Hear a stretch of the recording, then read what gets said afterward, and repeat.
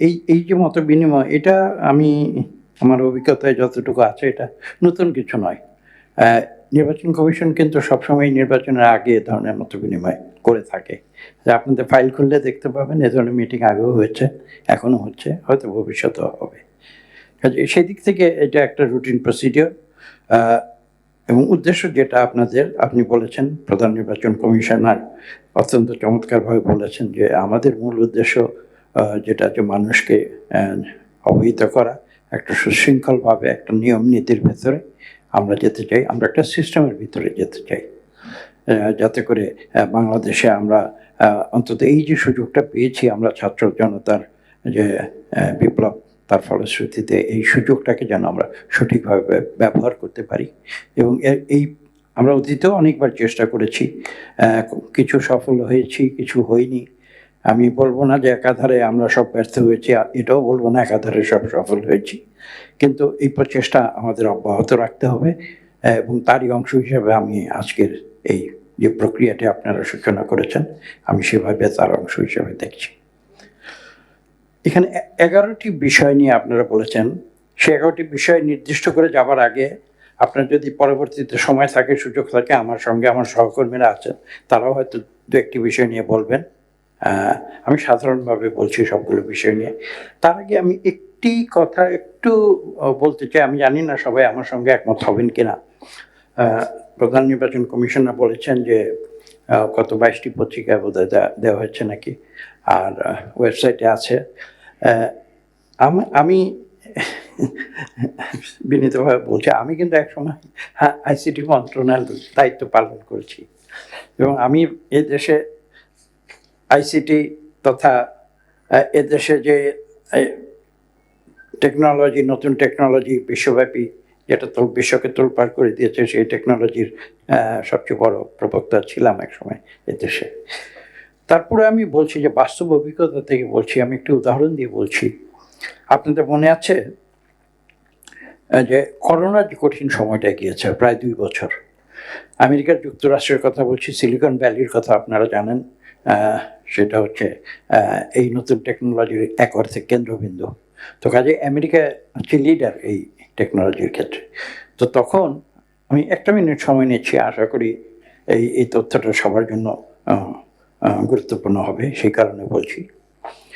তো তখন তারা এই আইটি টেকনোলজির ব্যবহারটা যত বেশি করা যায় সেটা চেষ্টা করেছিল, এবং যেহেতু মানুষ বাইরে বের হতে পারতো না, সংক্রমণের সমস্যা ছিল, রোগটা এমন রোগ যে ছোঁয়াচে রোগ, তো বিশেষ করে স্কুলের ক্ষেত্রে তারা বললো যে তারা জুমে অথবা স্কাইপে তারা ক্লাস নেবে, এবং সামনাসামনি হওয়ার দরকার নেই, যার যার ঘরে বসে ক্লাস নিতে পারবে।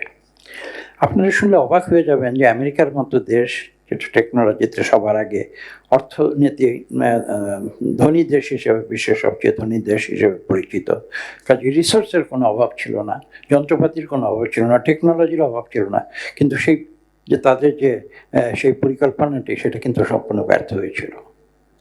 ব্যর্থ হয়েছিল কি কারণে? একটি গুরুত্বপূর্ণ কারণে, সেটা হচ্ছে যে ল্যাক অফ হিউম্যান ইন্টারাকশন। ওই যে 2 বছর তারা ভেবেছিল যে অসুবিধা কি, আমরা তো সবার সঙ্গে যোগাযোগ করতে পারি, ক্লাসে যেভাবে পড়ায় সেভাবে আমরা পড়াতে পারি, ঘরে বসে থেকে সারা আমেরিকা, আয়তনে অনেক বড়, 330 মিলিয়ন জনসংখ্যা, শিশুরা আছে, স্কুলে যায়, কলেজে যায়, তাদের সব লেখাপড়া আমরা অত্যন্ত চমৎকারভাবে এফিশিয়েন্টলি টেকনোলজির মাধ্যমে করে দেব। বাস্তবে সেটা হয়নি। তো আমি গল্পটি বলছি এই কারণে যে আপনারা পত্রিকায় দিয়েছেন, আপনাদের ওয়েবসাইটে আছে। আমি সত্যিকার অর্থে বলতে চাই, আমরা এই টেবিলের এই পাশে আমরা যারা বসে আছি, আমি নিজে টেকনোলজির অল্প বিস্তর জানি, বেশি জানি না হয়তো। আমি নিজে কিন্তু এই এত কিছু সত্ত্বেও আমি আজকেই জানলাম যে আপনারা পুরো বিষয়টা আপনার ওয়েবসাইটে দিয়েছিলেন, এবং এইভাবে আমাদের মতামত চেয়েছিলেন। আপনি বলেছেন যে অনেক মতামত হয়তো পেয়েছেন। আমি জানি না বাংলাদেশের প্রধান রাজনৈতিক দল তারা আপনাদের ওয়েবসাইটে কোনো মতামত দিয়েছে কিনা, আমি সত্য বলতে পারবো না। না, দল দিয়েছে, কিভাবে দিয়েছে, লিখিতভাবে দিয়েছে না টেকনোলজির মাধ্যমে দিয়েছে, সেটা আমি বলছি। হ্যাঁ, তো মতামত আমি নিজে এসে আপনার সামনে দিয়ে গেছি কিছু কয়েকদিন আগে। তো সেটা কথা না, কথা হচ্ছে যে এই যে আজকে মিটিংটা ডেকেছেন, এবং আমি প্রথমেই বলেছি যে অত্যন্ত গুরুত্বপূর্ণ আমি মনে করি। এই যে আমরা মানুষ তো যতই আমরা যান্ত্রিক হয়ে যাই না কেন, এই যে হিউম্যান বিহেভিয়ার, ক্যারেক্টার এবং এই যে হিউম্যান ইন্টারাকশন, এইটার কিন্তু কোনো রিপ্লেসমেন্ট নাই। এবং এই কারণে আমি বলছি যে আজকে এটা গুরুত্বপূর্ণ একটা বিষয়। তো সেই ভূমিকাটা দিয়ে আমি বলছি যে দেখুন, আমি একটা একটা করে একটু খুব সংক্ষেপে 11 সেকেন্ডে আমি বলতে পারবো একটা একটা করে। যখন বলছেন যে তফসিল ঘোষণার পূর্বে প্রার্থী এবং রাজনৈতিক দলসমূহের করণীয়, এইটার খুব সহজ উত্তর আছে। আমি আশা করি কেউ আমার সঙ্গে দ্বিমত হবেন বলে আমি মনে করি না। যে আমাদের প্রার্থী এবং রাজনৈতিক দলসমূহের কি করণীয়? করণীয় তো একটাই, আমরা এই দেশে গণতান্ত্রিক প্রক্রিয়াটাকে আমি একটু আগে বলেছি যে প্রাতিষ্ঠানিকীকরণ করতে চাই, তো একটা সিস্টেমের ভিতরে আনতে চাই, এবং আমরা যাতে ডেমোক্রেটিক্যালি বিহেভ করি, এটাই তো মানুষ আশা করে। এখন আমি মুখে বলছি যে আমরা গণতন্ত্রের দেশে প্রতিষ্ঠা করব, গণতান্ত্রিক প্রক্রিয়ায় সুষ্ঠু নিরপেক্ষ নির্বাচন করব, আবার আমি যদি গিয়ে সেই নির্বাচনের দিন আমি গায়ের জোর অ্যাপ্লাই করি অথবা আমি নিয়ম ভঙ্গ করে কিছু করি, তাহলে তো কথায় আর কাজে মিল থাকলো না।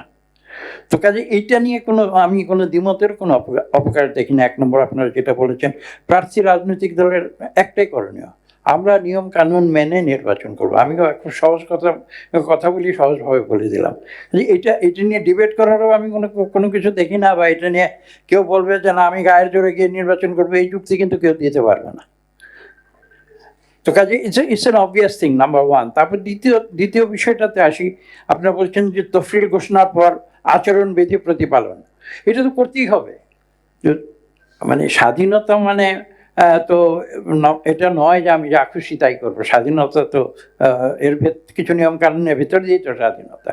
কাজে সেই হিসাবে যদি আমরা বলি যে তফসিল ঘোষণা পরে, তফসিল তো আপনারা করে ফেলেছেন, গ্যাজেট নোটিফিকেশন হয়ে গেছে গত 10ই নভেম্বর, বোধ হয় 10ই নভেম্বর গ্যাজেট নোটিফিকেশন হয়ে গেছে। তো এখন তো আমরা এই তফসিলের বাইরে আমাদের যাওয়ার কোনো সুযোগ আছে? আমি কিন্তু সেটা দেখছি না। এবং তফসিল আপনারা ভেবে চিন্তা করেছেন, আমরা বিভিন্ন মতামত দিয়েছিলাম। আমি বলবো না যে সব কিছু প্রতিফলিত হয়েছে। আমরা যে সাজেশনগুলো দিয়েছিলাম কিছু হয়তো প্রতিফলিত হয়েছে, কিছু প্রতিফলিত হয়নি। আপনারা বিভিন্ন লোকের মতামত নিয়ে সব কিছু একটা ইয়ে করে মিলমেশ করে একটা কনসেনসাসের ভিত্তিতে হয়তো একটা কিছু করেছেন। তো এখন যেটা হয়েছে, তফসিল ঘোষণার পর সে আচরণবিধি তো আমাদের জন্য অবশ্য পালনীয়। এইটা নিয়ে আমি সত্যিকার অর্থে কিন্তু কোনো আলোচনা বা ডিবেটের আমি কোনো স্কোপ দেখি। আমি সোজা বাংলায় কথা বলছি, আমি রাজনীতিক না, কাজে আশা করি আমার পাশের ডাইনে বাইরে রাজনীতিকরা আছেন, তাদের মতামত তারা দেবেন। কিন্তু আমার মতামতটা আমি দিয়ে দিয়েছি। আমি মানে গুড সিটিজেন হয়ে দেশের নিয়মকানুন মেনে চলাটা, এটাতে বিশ্বাস করি, সেই কারণে আমি বলছি। 4 নম্বর দেখুন, 3 আর 4, 3 আর 4-এর বিষয়টা দেখেন। আমি সত্যি কথা বলতে আমি গতকাল পর্যন্ত জানতাম না যে এ ধরনের কোনো অঙ্গীকারনামা দেওয়ার বিধান। আমার সন্দেহ হচ্ছে যে আমি তো আগে অনেকবার নির্বাচন করেছি, এ ধরনের কোনো অঙ্গীকার আমি দিয়েছি এটা আমার খেয়াল পড়ছে না। এ ধরনের অঙ্গীকারনামা আমরা দেই নাই। কাজেই আমরা এইটা আপনারা বোধহয় নতুন করে আমি পরে আপনাদের এই আলোচনাসূচি দেখার পরে আমি আবার করেছি অঙ্গীকারনামার যে আপনারা করেছেন, যেটা সেখানে দেখলাম আপনারা অ্যাপেন্ডিক্স A, অ্যাপেন্ডিক্স 1 and 2 দিয়েছেন, এবং এই ধরনের অঙ্গীকারনামার বিধান আপনারা করেছেন। এটা করেন আপনারা। এইটা অঙ্গীকারনামা একটা কেন বহু করতে পারবেন। আসলে সত্যি কথা বলতে গেলে কি, আমি খোলাখুলি বলি, অঙ্গীকারনামা আপনারা যতই নেন, আমরা যদি আমাদের বিহেভিয়ার আমরা নিজেরা কন্ট্রোল না করি, ওইসব অঙ্গীকারনামায় কোনো কাজ হবে না। আর অঙ্গীকারনামা ভায়োলেট করার ব্যাপার থাকতে পারে। যদি আমি অঙ্গীকারনামা সই করে দিলাম কিন্তু কার্যক্ষেত্রে বাস্তবে আমি সেটা মানলাম না, তো তখন তো আপনারা সেই অঙ্গীকারনামা, আমাদের সঙ্গে ব্যারিস্টার সাহেব আছেন, তিনি আইনের বিষয়গুলো বলবেন হয়তো, সেই অঙ্গীকারনামা ভায়োলেট করলে কি হবে, কিভাবে শাস্তি দিবেন, তো এইটা তো একটা বিরাট বিষয় হয়ে যাবে। তো কাজে আমি ব্যক্তিগতভাবে একটা বিষয় বিশ্বাস করি, আপনারা যত নিয়ম কানুন বাড়াবেন, আমি জেনারেলি বলছি, আমি এই আপনাদের এই নির্দিষ্ট বিষয় নিয়ে বলছি, সাধারণভাবে বলছি, নিয়ম কানুনের বেড়াজাল যত বাড়াবেন তত জিনিসগুলো কমপ্লিকেটেড হয়ে যাবে। আপনারা কিপ দিস থিং সিম্পল। আর আপনারা মানুষকে আপনারা মোটিভেট করেন, যেটা আমি সবচেয়ে গুরুত্বপূর্ণ মনে করি, মানুষকে মোটিভেট করেন that we become law abiding citizens. আমরা যখন ল অ্যাবাইডিং সিটিজেন্স হব তখন এত নিয়ম কানুন দরকার হবে না, আমরা নিজে থেকে নিয়ম অনুযায়ী কাজ করব। আপনারা এটা হলো 3-4 গেল। আর 5 নম্বর তো আপনারা বোধহয় গতকাল বা পরশুদিন আপনারা নতুন একটা অ্যাপ আপনারা অ্যানাউন্স করেছেন, বিভিন্ন পদ্ধতিগত দিক সেটা আলোচনা করেছেন। আমি আজকে আমরা এখানে এসেছি এই প্রেক্ষিতে আমি 5 নম্বরটা অত গুরুত্বপূর্ণ মনে করছি না। এটা সাধারণভাবে বিদেশে যারা রয়েছেন তাদের জন্য গুরুত্বপূর্ণ। তবে এই অ্যাপটা যাতে সবাই ব্যবহার করে, যত বেশি ব্যবহার করা যাবে ততই বিদেশে যারা আছেন তারা ভোট দেওয়ার সুযোগ পাবেন, এটা আমরা বিশ্বাস করি। আর তফসিল ঘোষণার পরে যে নির্বাচনী এজেন্ট নিয়োগ এবং ব্যবস্থাপনার কথা বলছেন, এইটা আপনারা হয়তো গুরুত্বপূর্ণ মনে করেন, আমরাও গুরুত্বপূর্ণ মনে করি। এইটা আমরা অভ্যস্ত, আমরা এটা করে আসছি, সবসময় করি। এটা it's not even an issue for us. আপনারা তো ইস্যুর তালিকায় দিয়েছেন, নির্বাচনের আগে একটা সময় থাকে, একটা তারিখ থাকে, তার আগে আমরা দিয়ে দিই। এখানে যেটা ইম্পর্ট্যান্ট, এটা বোধহয় আপনারা করছেন এবং আমি আপনাদের ধন্যবাদ জানাই। এটার জন্য কিছু মোটিভেশনাল ট্রেনিং দরকার। আমি সম্ভবত আপনার মধ্যে কিছু ট্রেনিং করছেন, যদি করছেন অত্যন্ত এটা ভালো, এবং এতে করে মানুষের যে মানসিকতা সেটা একটা স্ট্রিম লাইনের ভিতরে আসবে। বিশেষ করে আমরা কিন্তু আমাদের নির্বাচনী এজেন্টদের জন্য আমরা কিছু শিক্ষণীয় কাজ আমরা করি, মোটিভেশনাল কাজ করি, এবং এটা সময় মতো আমরা আপনাদের কাছে দিয়ে দিই এজেন্টদের নামগুলো। তারপরে আপনারা যেটা আইন মোতাবেক তাদেরকে যে পাস হতে ইস্যু করেন, যাতে করে তারা নির্বাচনের দিন কেন্দ্রের ভিতরে ঢুকে তারা পর্যবেক্ষণ করতে পারে বা নিশ্চিত করতে পারে যে সঠিক ভোটার আসছে কি আসছে না। কাজে এটাতে আসলে নতুন কিছু আমি এখানে আলোচনা করা দেখছি না। আমাদের মিস ইনফরমেশন, এআই ব্যবহার, এই যে 7 এবং 8, এটা নিয়ে আমরা আলোচনা করেছি, চিন্তা করেছি। আমি প্রথমেই কিন্তু এই সম্বন্ধে কিছু বলেছিলাম। এখন আজকের যুগে সোশ্যাল মিডিয়া ইম্পর্টেন্ট হয়েছে এবং মানুষের যে বাক স্বাধীনতা সেটার বিভিন্ন রকমের এভিনিউ হয়েছে, যে এভিনিউগুলো আগে ছিল না। তো মূল বিষয় কিন্তু ঘুরে ফিরে একটাই, আমাকে কথা বলার স্বাধীনতা দেওয়া হয়েছে, আমি যদি এটাকে অ্যাবিউজ করি তাহলে আমি অ্যাবিউজ করতে পারবো। আর আমি যদি একজন সেন্সিবল সিটিজেন হই, আমি সুনাগরিক হতে চেষ্টা করি, আমি আইন কানুনের ভিতরে থাকতে চাই, তাহলে আমি সেটা অপব্যবহার করব না। কিন্তু এটা একটা একদিকে অন দ্য ওয়ান হ্যান্ড, এই যে এআই বলেন বা এই যে সোশ্যাল মিডিয়া বলেন, এগুলো অন দ্য ওয়ান হ্যান্ড এটা একটা বিরাট সম্ভাবনার দুয়ার উন্মুক্ত করে দিয়েছে। হাউএভার, একটা যে কথাটা আমি একটু আগে বলেছি কিনা, যে freedom is not absolute freedom. কারণ কোনো ফ্রিডমই এরকম নয় যে আমি যা কিছু করবো সেটা ফ্রিডম হয় না। কাজে এইখানেও আমি বলবো মিস ইনফরমেশন এবং এআইয়ের ব্যাপারে আমরা রেসপন্সিবলি বিহেভ করবো, এইটুকু আমি বলছি। এবং এই ব্যাপারে কিছু বিস্তারিত সাজেশন আছে, আপনারা একটু পরে একটু শুনবেন। আমরা নির্দিষ্ট কিছু প্রস্তাব দিয়েছি এগুলোর ব্যাপারে। 9-10, দেখুন 9-10 তো আপনারা যে কথা বলেছেন, আমরা এই কথা তো সবসময় বলে আসছি। সাম্প্রদায়িক সম্প্রীতি ভঙ্গ না করা, এটা তো কোনো সুস্থ লোক বলবে না যে আমরা সাম্প্রদায়িক সম্প্রীতি ভঙ্গ করব। যদি কেউ বলে তাহলে সে মানসিকভাবে অসুস্থ আমি মনে করব। এবং লিঙ্গ, বর্ণ, ধর্ম এই নিয়ে কোনো বৈষম্য না করা, এবং ধর্মীয় উপাসনালয়ে রাজনৈতিক প্রচারণার জন্য ব্যবহার না করা। আমরা কিন্তু ইতিমধ্যে কথাগুলো বলে এসছি। কাজে এদিক দিয়ে কিন্তু আপনারা যা বলছেন আমরা কিন্তু একই সুরে কথা বলছি। কাজে অলরেডি আপনাদের যে প্রস্তাবাবলী 9-10 ব্যাপারে কিন্তু আমরা ইতিমধ্যে সমর্থন দিয়েছি এবং প্রকাশ্যেই দিয়েছি, এবং আমরা এটা স্পষ্ট ভাষায় বলেছি যে ধর্মকে রাজনীতির কারণে যেন কোথাও ব্যবহার করা না হয়। আর সর্বশেষ ওই 7-8-এর সঙ্গে সংযুক্ত এআই জেনারেটেড ভিডিও দ্বারা প্রতিপক্ষ শিক্ষা এবং ধর্মীয় অনুভূতিতে আঘাত না করা, এটা 9, 10, 11 এটা তো একসঙ্গে আসে। এবং কাজে আমি আসলে যেটা বলবো, আমার যে কথার মাধ্যমে হয়তো আপনাদের বোঝাতে চেষ্টা করেছি যে আপনারা একটা গুরু দায়িত্বে আছেন, বাংলাদেশ একটা ক্রান্তিকাল অতিক্রম করছে। এই ক্রান্তিকালে কিন্তু আপনাদের ইলেকশন কমিশনের ভূমিকা অত্যন্ত গুরুত্বপূর্ণ। কিন্তু এখানে যে পয়েন্টটা হচ্ছে ইম্পর্টেন্ট, সেটা হচ্ছে এই যে আপনারা 5 জন নির্বাচন কমিশনার রয়েছেন, আপনারা constitutionally sacrosanct, if I may use this word, you are constitutionally sacrosanct. তো এই যে গুরুদায়িত্ব আপনাদের উপরে আছে, কিন্তু যে কর্মযোগ্যটা এটা কিন্তু একটা বিশাল কর্মযোগ্য। দেখেন প্রায় 42,000-এর বেশি ভোট কেন্দ্র থাকবে সেদিন, একদিনে। প্রায় প্রায় 250,000 বুথ থাকবে বা তার চেয়েও বেশি, এবং এই সমস্ত কাজগুলো সকাল থেকে সন্ধ্যার মধ্যে আপনাদের সম্পন্ন করতে হবে। আপনারা হয়তো আমি জানি না, অন্তত কমপক্ষে 1 মিলিয়ন ম্যান পাওয়ার লাগবে আপনাদের, 10 লক্ষ কম হলো। এবং সেটা কোথায় পাবেন? আপনাদের ইলেকশন কমিশনের তো সেটা নাই। যে আমাদের খুব ছোট্ট ছোট্ট এখানে বক্তব্য হচ্ছে এই, যে আপনাদের যতটুকু ম্যান পাওয়ার আপনাদের আছে, you make the maximum use of this man power. এই যে যেমন 64 জেলা, আমি নির্দিষ্ট করে বলছি, এই যে 64 জেলায় আপনারা সরকার থেকে আপনারা বড় করে নিয়ে আসে তাদেরকে রিটার্নিং অফিসার বানান। এই যে 300 সিটে আপনারা অ্যাসিস্ট্যান্ট রিটার্নিং অফিসার বানান, সরকার থেকে ভাড়া করে নিয়ে আসে, ভাড়া দেন না, মানে এমনি ভাড়া করে নিয়ে আসেন আর কি, বিনা ভাড়ায়। তো এইটা আপনাদের ম্যান পাওয়ার বড় না, কিন্তু এইটুকু ম্যান পাওয়ার তো আপনাদের আছে। আমি কিন্তু বিশ্বাস করি, আমি আমাদের নিজেদের মধ্যে আলোচনা করেছি, আগেও বলেছি আপনাকে সেদিন যখন এসেছিলাম, যে আপনারা একবার সাহস করে এই সিদ্ধান্তটা নেন যে রিটার্নিং অফিসার আপনাদের নির্বাচন কমিশন থেকে থাকবে, অ্যাসিস্ট্যান্ট রিটার্নিং অফিসার আপনাদের নির্বাচন কমিশনে ডেডিকেটেড লোকেরা হবে। এবং দেখবেন যে এটা এখানে একটা একটা সিদ্ধান্তের মাধ্যমে বাংলাদেশের রাজনীতিতে গুণগত পরিবর্তন আসবে। আমি খোলাখুলি কথা বলি, আপনারা জানেন, আমি বক্তব্য শেষ করে দেবো।